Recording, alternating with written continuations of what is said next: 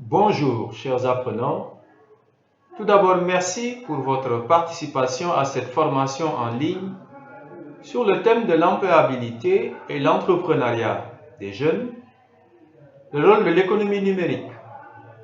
La formation à laquelle vous assistez est organisée par l'IDEP, l'Institut africain de développement et de planification économique, un organe de la Commission économique des Nations unies pour l'Afrique, basé à Dakar, au Sénégal.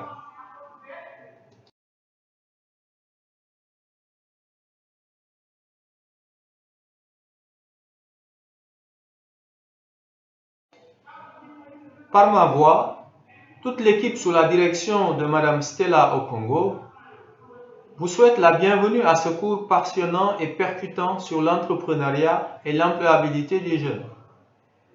Nous vous exhortons à participer activement à toutes les activités, non seulement pour l'obtention de votre diplôme, mais pour pouvoir intégrer les résultats d'apprentissage dans votre milieu professionnel et organisationnel. Nous serons à votre disposition tout au long de cette formation pour vous guider et vous aider dans le cadre des activités. Vous pourrez prendre contact avec l'équipe à travers l'adresse spécifiée sur votre support PowerPoint. Bienvenue à bord et bonne formation.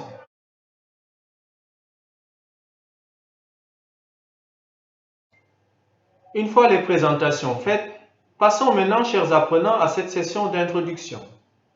Elle vise 3 objectifs, à savoir présenter l'IDEP, l'Institut africain de développement économique et de planification, décrire le curriculum du cours et mettre en évidence les lignes directrices des différents travaux prévus dans le cadre des apprentissages.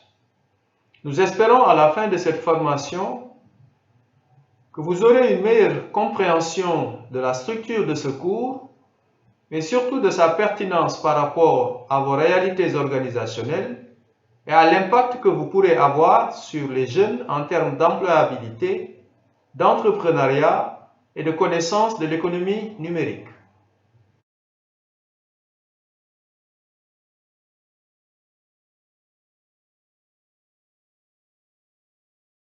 Parlons à présent de l'IDEP, l'Institut africain de développement économique et de planification. L'Institut a été créé en 1962 par l'Assemblée générale des Nations unies pour accompagner les États nouvellement indépendants dans la mise en place de ressources humaines de qualité.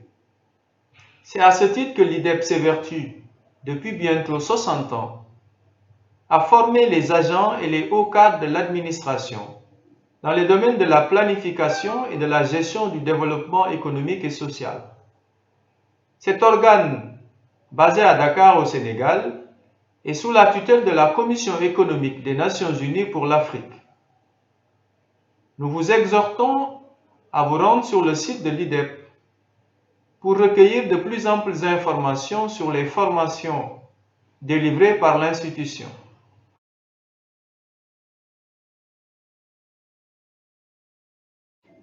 Après cette brève présentation, vous concevez, chers apprenants, que cette formation s'inscrit pleinement dans les objectifs assignés à l'Institut. Parce que vous êtes des acteurs impliqués dans le processus de développement économique et social du continent, l'IDEP a jugé nécessaire de vous accompagner dans le renforcement de vos compétences en matière d'élaboration, de mise en œuvre et de suivi des programmes de développement axés sur la jeunesse. S'inspirant des objectifs de développement durable et de l'agenda 2063 de l'Union africaine, l'IDEP a conçu ce cours pour vous aider à acquérir les outils et les méthodes nécessaires à la conception et au pilotage de programmes de développement basés sur une démarche inclusive. Le choix de la méthode des cas comme mode d'apprentissage garantit aux apprenants l'acquisition des compétences, des outils et de l'expérience nécessaire à la promotion de l'entrepreneuriat et l'employabilité des jeunes dans un contexte caractérisé par le développement du numérique.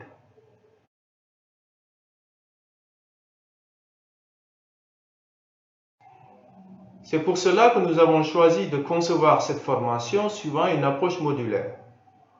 Ce choix, chers apprenants, est justifié par le souci de favoriser un apprentissage doux et convivial, mais de favoriser également une participation active des apprenants. Chaque module de formation est conçu autour de leçons et contenus interactifs favorisant une assimilation rapide des connaissances, mais permettant également aux apprenants de réaliser l'auto-évaluation du niveau de compréhension. À la fin de cette formation, les apprenants peuvent prétendre à 6 résultats importants. Dans un premier temps, nous attendons à ce que les apprenants constatent une amélioration de leur connaissance des pactes internationaux, liés notamment aux objectifs de développement durable et à ceux de l'agenda 2063 de l'Union africaine. Participer à cette formation vous permettra d'intégrer les politiques de la jeunesse dans les plans nationaux de développement. Nous nous attendons également à ce que les participants soient en mesure d'accompagner plus efficacement les jeunes, y compris dans l'acquisition de compétences financières entrepreneuriales et de favoriser la création d'entreprises. Les participants seront en mesure, à la fin de cette formation, de créer un cadre commercial favorisant l'émergence d'entreprises à succès pour les jeunes. Enfin, cette formation est conçue pour permettre une intégration des réalités de l'économie numérique dans l'accompagnement des jeunes dans les domaines de l'entrepreneuriat et de la création d'emplois.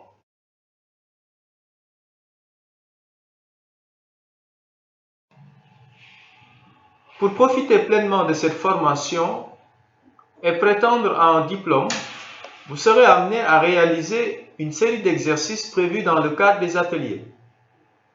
En effet, vous devrez résoudre des études de cas, rédiger des messages de plaidoyer en faveur de l'entrepreneuriat et l'employabilité des jeunes, mais également des notes de politique de développement en direction de la jeunesse.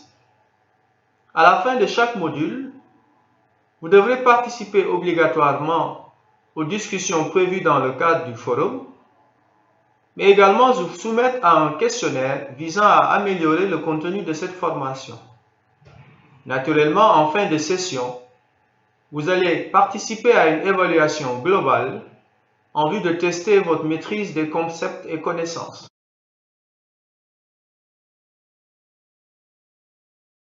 Vous allez donc, chers participants, vous soumettre à un programme de formation organisé en 6 modules et prévu pour durer 6 semaines. Ce choix est justifié par notre souci de prendre en charge toutes les questions relatives à l'employabilité et l'entrepreneuriat des jeunes dans un contexte d'économie numérique.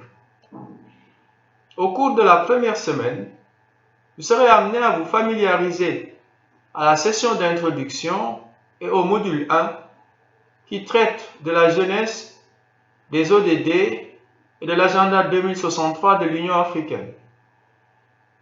Le module 2 va être déroulé à la deuxième semaine et prend en charge les questions liées à l'éducation et au renforcement des compétences de la jeunesse. Durant la troisième semaine, nous parlerons de l'emploi des jeunes et de l'entrepreneuriat.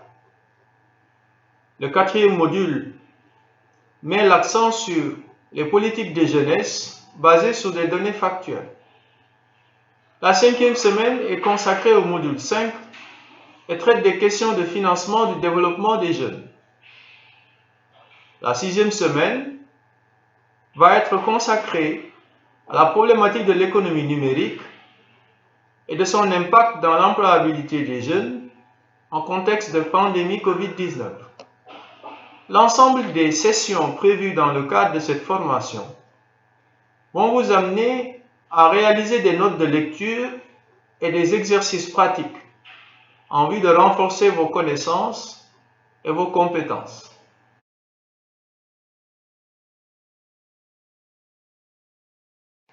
Ainsi, chers apprenants, cette session de formation couvre des domaines assez larges allant des pactes internationaux aux questions liées à la transformation numérique.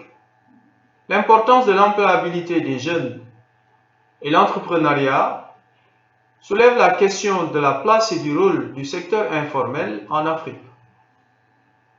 L'ensemble des concepts liés au développement dans cette session ont fait l'objet de définitions. Les abréviations et acronymes ont été consignés dans des tableaux afin de favoriser votre connaissance. Notre approche de l'employabilité et de l'entrepreneuriat des jeunes dans un contexte numérique est sous-tendue par la théorie des changements.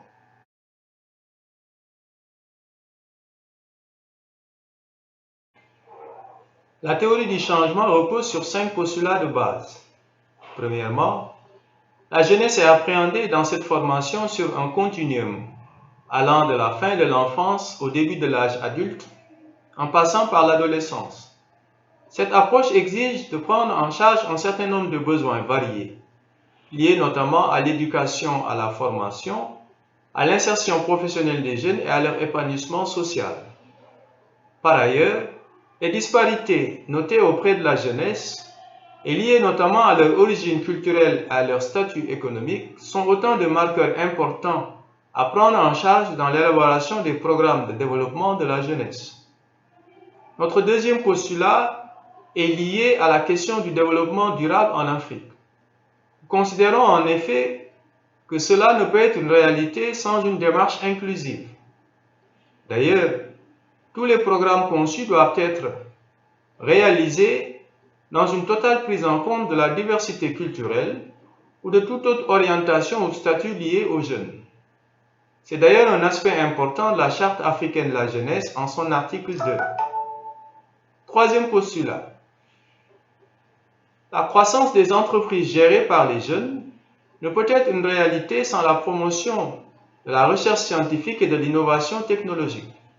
Ainsi, un accès à la formation professionnelle et à la recherche est un enjeu majeur. Quatrième postulat. L'employabilité des jeunes et l'entrepreneuriat ne peuvent être envisagés en Afrique sans un accès aux services financiers et au mentorat. Ces deux piliers sont essentiels à l'émergence d'entreprises à succès auprès de la jeunesse. Quatrième postulat, l'adaptation de la jeunesse à un contexte de transformation numérique exige la promotion de compétences générales liées notamment au leadership, à l'innovation, mais également spécifiques au contexte de la transformation numérique, à savoir les métiers du digital.